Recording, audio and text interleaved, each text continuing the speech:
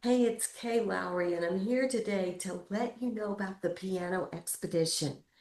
One morning this summer, I woke up with all these lesson plans in my head, and I knew I just had to write down on my chicken scratch in my planner everything I was going to do for the year and just get it out of my head.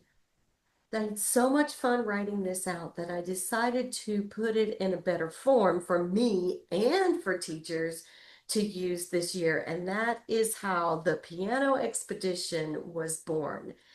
So I want to give you a sneak peek, but to let you know that the piano expedition is a jumping off point. When you see the framework, you might get a brilliant idea of your own. It might spur you on to something specifically applicable to your students, and that's what I want the framework to do for you.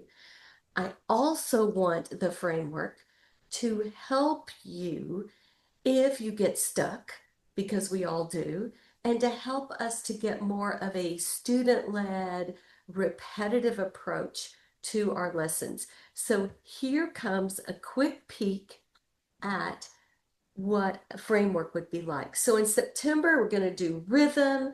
We have a warm up that uses large body movements and then uses visuals for the different rhythms we're going to review. We have some music sharing time. This could be private lessons or group lessons.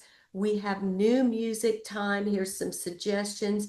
And here on these musical experiences, this is a new thing I'm going to do for parents, and it's going to help them to help their kids. There's so much more. And inside the piano expedition, you'll get that framework every week. And for the second tier, you'll get a monthly call with me and other teachers where we will spur on ideas together. I'll give you even more ideas that come to mind so that you can have your beginners with a really, really great start and you can teach in a free and exciting way. Sign up at the link for the wait list.